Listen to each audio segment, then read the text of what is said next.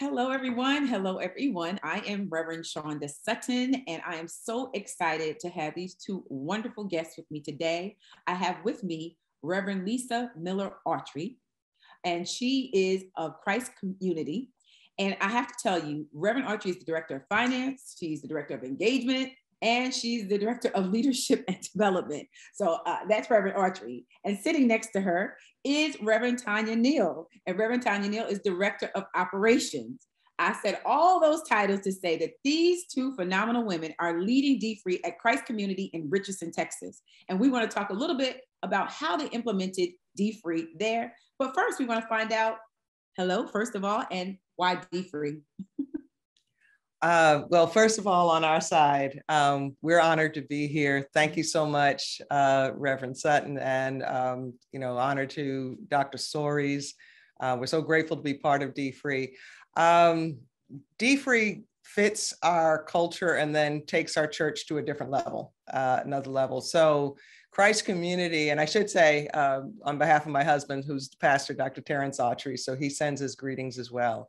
But our church is about 22 years old, and we have always been passionate about teaching. We wouldn't call it financial freedom. We might have called it financial empowerment. And when we heard about dfree, this just jumped out for a number of reasons, but probably primarily, first and foremost, it was designed by Dr. Soaries with African Americans in mind. And we understand very clearly that it's not exclusive to African Americans, but to have something with our culture, our history in mind, our people, our images, I could really put a period right there. And just how well laid out it was. But that's what really stood out, along with the $1 billion challenge.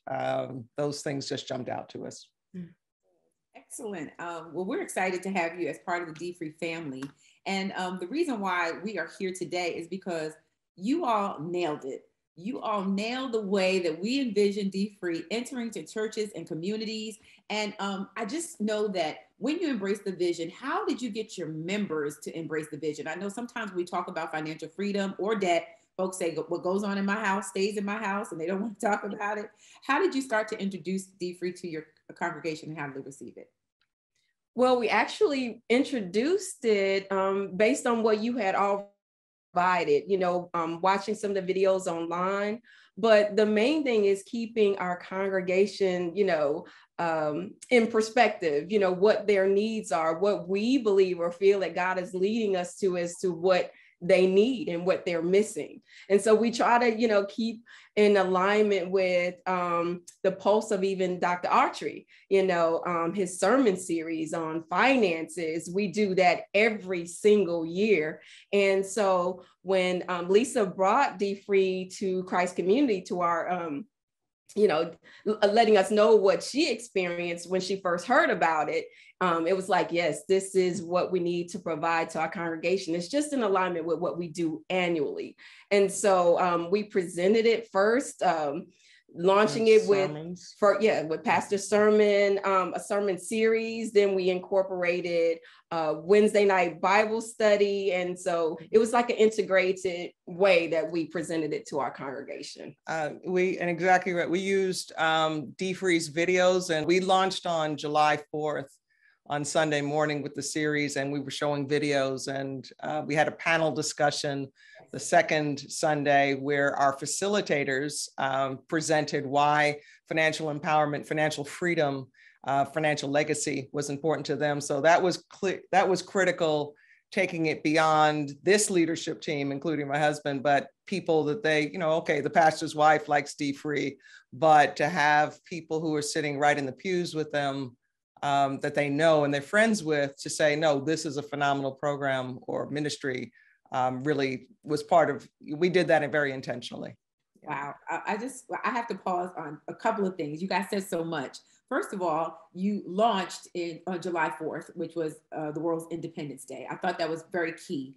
And in launching, that wasn't necessarily launching the classes, but that was launching the interest and sharing and advertising and really promoting that this thing is coming. And so it built up a momentum. So kudos for that. The second thing you mentioned, which I was actually going to ask you about, is how did you determine who your leaders would be, and how did you kind of get that group together, the group of passionate individuals, the ones that were on the panel? How did the Lord lead you down that path? Yeah, one of the things we did from the engagement side, we really do, and Tanya used the word pulse, we really do a lot of engagement with our congregation and trying to, most people, I can't say most, a number of people answer and respond to the surveys. And one of the key questions we have is, what are your ministry interests? What are your passions? We also have certain ministries that we do to help people uncover their passions. But the long story short with that, out of those surveys, we knew there were 23 people, that was the number, who had indicated they are passionate about helping people have financial empowerment. Or the sermon series we used was Unlocking Financial Freedom. But they were passionate about that even before dfree. So that when we started to getting launch dfree, we knew who to go to. And so reached out to those individuals. And out of those individuals, there were a certain number who said, yes, I can do this at this time. So we reached out to them and reached out to all 23, and 9, including Tanya and myself. We said we were interested, but 7 other people said, yes, we absolutely, tell us when and where. And that's who you want. Excellent. And they were part of our planning, our collaboration process. They weren't preaching, but in terms of planning and how do we roll this out, they were part of that discussion. Excellent. And I have to say, I must confess that I did go on the website because I wanted to hear Pastor's sermon. And so Pastor Autry was so passionate, and I just loved, well, not just his sermon, but I also heard yours, and I was able to see. But when I went onto your website, I noticed that you even changed your website to mention dfree. And I thought that was beautiful to really embed the message so that people were getting messaging from the pulpit, from the surveys, from the panel, and even from, the visual of the website. So I definitely noticed that. I know that even prior to launching, because I believe you're going to be launching coming up this weekend, as a matter of fact, the weekend of September 18th, the weekend of our conference. But prior to that, I noticed that you all started to experience some mini victories along the way. Can you tell us a little bit about some of your successes even before the launch? Well, good. Well, Lisa created a poll, and actually that came out of our think tank with the individuals that have the passion for finance. And so when we all got together on that Zoom call, we talked about different ways we can engage our Christ community, and especially those outside of it, in addition to. And one of the ideas that they came up with was a poll. And so Lisa created the poll, and I'll let her tell you a little bit more about that poll. Yeah, and it was 10 questions, and wanted to be very short, but it really was, and it's we did it through Google Sheets, and it's had a clip of the video. So you always want to, I come out of a sales background, so you always want to resell or re-communicate something when people are passionate and responding. So we use the dfree video, but the questions started with their personal information last, but it really was geared toward their preferences. And that's critical, because before COVID, people were busy, right, balancing lives. And our view is our entire life ought to be a ministry. So we try not to say, oh, if you're doing ministry inside Christ community, or we don't guilt trip people, those kind of things. So we really did start asking them, if taking dfree, what days can you take it? Is it a weekend or a weekday was a big one. At that time of the survey, this is before the Delta variant really went in the wrong direction. We were asking, do you want to come in person, or do you want to prefer to be online? At this time, everyone is going to be online, but that was one of the questions. And then we looked at different types of groups, preferences in terms of group. And the key was preferences. We weren't saying that you will definitely get to have this, but we really want to get a feel for example, groups divided by gender, groups divided by marital status. Single women have a different challenge than, I would say, happily married couples do in terms of managing and having financial empowerment. And so that was a question. So those were part of it. And then really toward the end, your name, your contact information. And then we had a question, because we have opened it up, we're not limiting it to members of Christ community. And so the question was, are you a member of Christ community? And then there was a checkbox that said, by the way, if you're not a member, would you be interested in joining or learning about membership? So you talked about victories. We've had a number of people say, yes, we would like to be contacted about becoming a member. And really, even those who are members of other churches, or they're not ready to move forward with us at this time, they are still joining dfree. And so we have people from across the country. And again, we're based in the Dallas-Fort Worth Metroplex, but people from across the country. And then I should say, the last question, or I guess fill in, was, do you have open comments? Do you have any comments? And there were so many people who said, and I can't give it enough emphasis, but thank you for offering this. We can't believe, thank you for not limiting this to members. This is a godsend. This is right where I mean, over and over again, we had people giving us feedback in the survey. So that was phenomenal.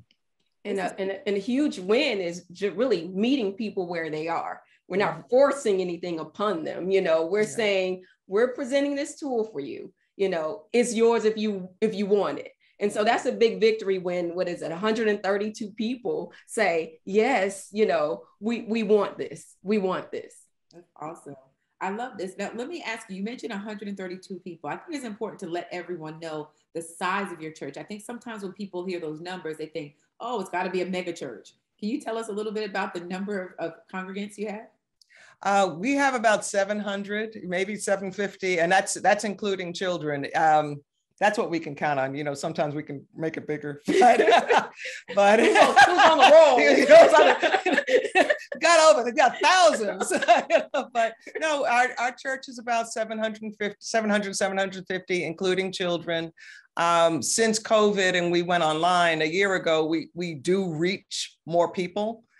Being online, but that's our membership. And that's, obviously membership has benefits, but quite honestly, there have been what we call regular attenders as well, beyond that membership. And many of the regular attenders give even, we reach out to them, that's a separate conversation, but 750 or so members. And then there's probably another 300, I would say, who are quote unquote regular attenders of Christ community, where they may participate with us on Sunday and then they go to other churches, that type of thing. But they're part of the people we minister to as well. And we have to be careful not to get caught up in the numbers per se. We look more at the people and their needs. And if we provide their needs, then they'll come. Yes. And I love that you ended on that note, because I was going to say to you that I see that your church ministers to the total person. And I think that is so, so vital. And one of the things I saw that has stood out is that in your new members profile, you now have a box that is checked. And you can tell us a little bit more about that. And also with your premarital counseling, can you tell us how you've embedded dfree in those spaces?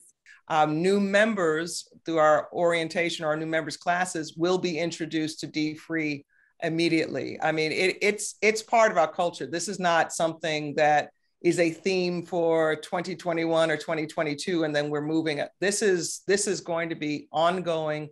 This gets back to your first question, why dfree? This is huge. Financial freedom is huge.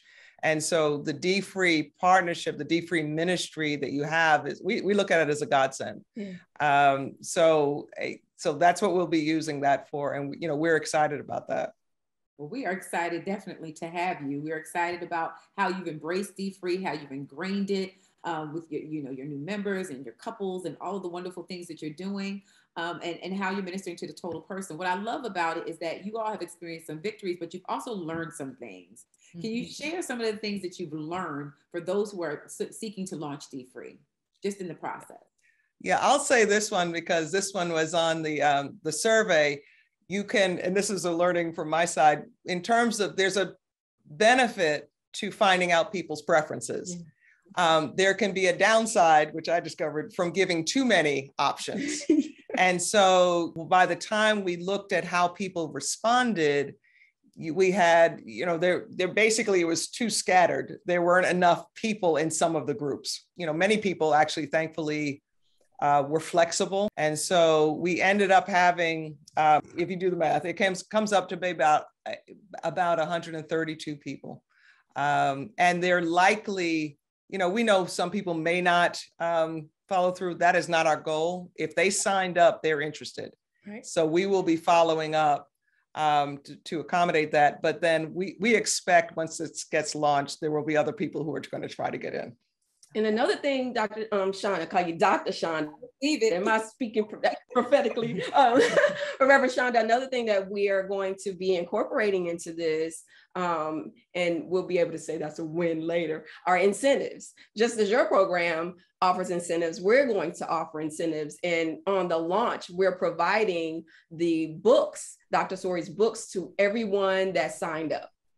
So that's a major win just with them, jumping in there for stepping out on that. And so then we'll come up with different ideas to help push them through at each quarter, for each level that they're on, each level that they complete, because ultimately we want them to complete it. It's, again, numbers, we can say numbers all day long, but if they complete it, that's when we have the major win. Absolutely. Oh, I love it. I'm getting, I don't know if you can see, but I'm getting goosebumps at how excited I am about what is about to take place at Christ Community. I just had one last question. Is there any advice or any words of encouragement you can give to those who are looking to start a dfree ministry that may be intimidated right now or may be on the fence? Anything the two of you would like to say in our closing remarks? I would definitely say, tap into who your people are. That is the biggest thing for me when I think about it. Get to know who they are, where they are, what they're experiencing. I like to say people are like, see me, love me, feel me, hear me. I'm here, recognize me, know what I'm going through. And that's what the church is supposed to do. Not worry about numbers and dollars and all of those things. I mean, they're important, but the people are the most important. And so if we can meet them where they are, and that's a big thing that Christ Community tries to do, like you keep saying, Reverend Shonda, ministering to the whole person, the whole person, we have fun, we have victories, we have failures, we have all kinds of things that are going on in our lives. And if we can tap into those different things, we can meet them where they are. Yeah, and I would say with that collaboration, it's the same theme, but in your team. It's a team effort. Hearing and part of finding out where the people are, part of our facilitator team, they have a perspective that we don't have. And so for them to be able to be part of that, and then they're going to bring different strengths, different passions. I love to do Excel spreadsheets. That's boring to most people. Tanya is uber creative in terms of, but those are the people who are going to be out there. So don't put, and to be realistic, you can't bite off more than you can chew. So, I'll say this, we're going to do Young Money, but we want to do this piece first, and we will launch that in 2022. So the main thing is to get started. Instead of trying to think, I have to have it all together. The huge thing is get started where you are and count that as a victory that you got started. And yes, whoever finishes is a blessing. That's a blessing. And utilize the tools that dfree has. All of the videos that you all have on your website, they can meet different people. They minister to different people in different walks of life. So if people utilize the tools that you have put out there already, until they get to that place where they can make their own videos and graphics and things like that. These are excellent tools that you already provide. Your videos, we were very specific in the videos that we chose. And so for our congregation, we really focused on the young lady who was a single mother. Yes. We focused on the man who owned his own barbershop. We looked at that's so, and for if we had a different audience, we might have focused on some other people, so we were very specific on choosing those portions of the videos. How do these people, not just that they're Black, but will they relate to our congregation so they can see themselves? So that was huge.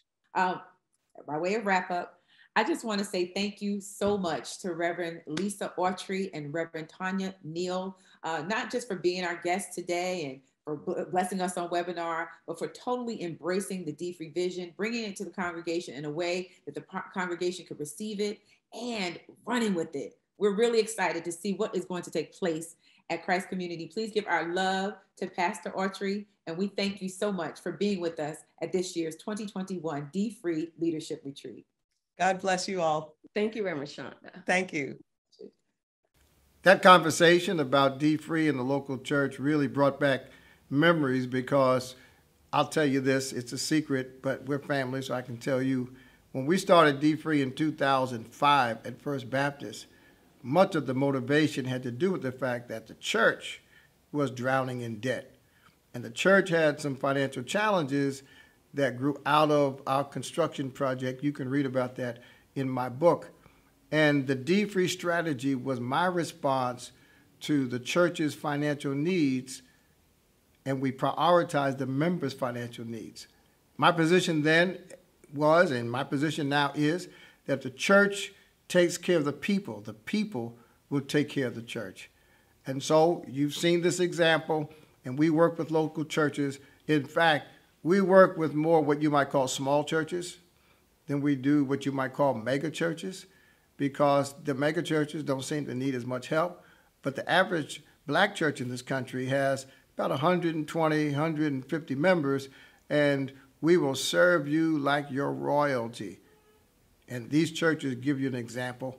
If you're a local faith-based organization or church, give us a call, send us an email, take advantage of our resources. You're not out there by yourself.